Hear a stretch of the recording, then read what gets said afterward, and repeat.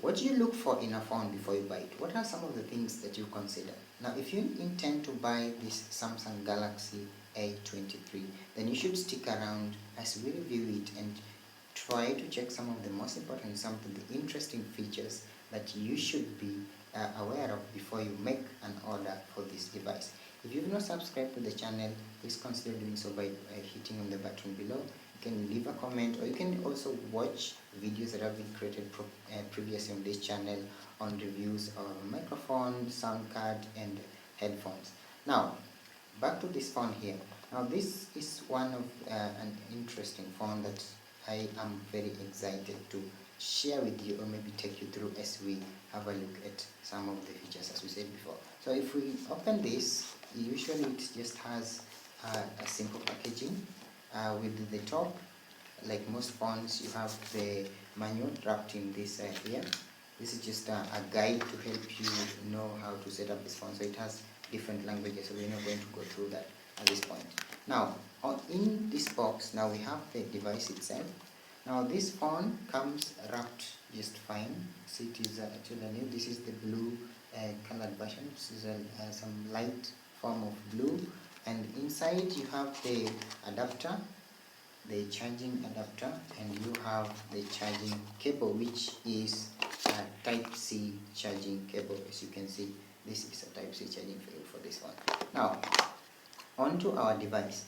Now let me just unwrap this first, then we can start looking at it step by step. Each feature, all the important features that you need to be looking out for when you're going to buy this phone. So let's begin with the basics. When we start with the body of this device has a body of 165.4, 76.8 by 8.4 millimeters. That is in the general sizing, and it has a weight of about 195 grams, which is not very heavy, just normal, I would say. Then the body is built of front is a glass. We have a plastic frame and a plastic back as well. The SIM card slot is placed by the side, you can see here, and then you have also the fingerprint side mounting. It's not back mounted on the screen like some other device, so it has a side mounted fingerprints. So it has a dual SIM, double SIM. If you are one person who has two SIM cards, then this is convenient for you, and also supports dual standby, means the two of your SIM cards can function at the same time. When it comes to the basic display part, it has a 6.6 inches display, which is a pretty good display for both gaming and video watching. If you use your phone for watching videos, it has an 82.5% screen to body ratio, which I don't think is a very bad use. You can see if I switch that on, most of the face of the screen is covered by your display. You have not that much space at the edges. The other thing about the interesting about the display is that it is fast. The refresh rate is at 90 Hz. That means it refreshes 90 times per second. That makes it easy for you to scroll, stops blurring, and also maybe if you are playing animation, so this is smooth. If you have to switch between applications, it is very smooth dealing with that. So even though there are better others with better refresh rates of up to 120, 144 and 240, which is mostly bought by gamers, this is a very good phone with a good refresh rate for any common user who is just playing simple games.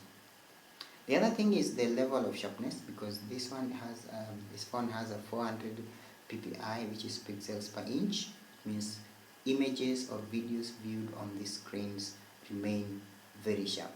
So that is an interesting thing. Apart from the other things that we've not mentioned, like the resolution, which is 1080 by 2400, and but when we're talking about the screen to body ratio, I think that also covers part of that. Now when we come to the processor, this phone is built on Android 12. So this you can always access from the settings. If you go to your phone settings and then you go to about phone example. So if I open this, I have this information, so you can always scroll through to have a look at the phone information there when you go to the settings, and you check that. So it is built on Android 12, which can be upgraded to Android 13, and the chipset is Qualcomm SM6225 Snapdragon. It has a CPU of octa-core with 2.5 gigahertz CPUs and 1.9 gigahertz trio CPUs. So that is a great performance package for a phone of this type. When it comes to things like the camera, we have quad camera. It means you have 4 cameras here. You have the main camera, the wide one. You have the other ones for depth. You have the other ones for ultra wide.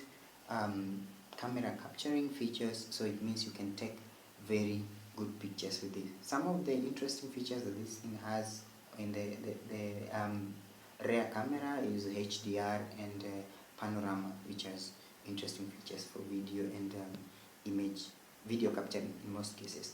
For the front camera, it is 8 megapixels, and you can record videos actually on both front and end at 1080 frames per second, which will give you just good quality video for this.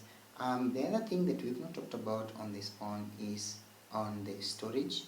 Now in the storage you have 64 GB or gigabytes and 4 gigabytes for the RAM. Now this phone comes in different variations. There's that have 4 gigabytes and 128 gigabytes for the storage memory, 8 and 128. So it is depends on the one that you choose for your device. So that is a high performing phone for the 4 GB of RAM. So it means you can run multiple applications in the background. You can store multiple files. If the 64 GB is not enough, because usually it's not like at that 64 when you buy it, there's some that is consumed by system files. So you can upgrade that because you have a memory card slot. You can just buy an SD card and expand your storage for better performance or for extra file storage. So the other good thing about this phone, it has a good battery that can go for up to 130 hours, and it is a built-in 5000 milliamperes battery for this phone, which accepts 25 watts fast charging, which is fair enough depending on the considering the price range of this device here. Which other aspect is there to discuss about? So we've talked about pretty much all the features that you can expect from this phone when you intend to buy it, but it is always a good idea to do further individual research, so you get to understand much more about the device and ensure that it meets your goal or it fits everything that you intend to do with your phone before you make that on. Otherwise, it is a great budget phone for anyone who wants to upgrade from an initial inferior version of this. This phone goes for roughly $200 or 26, 27,000, depends on the vendor that you buy it from, and I think this should be enough information for you to decide whether you're going to buy this phone or not.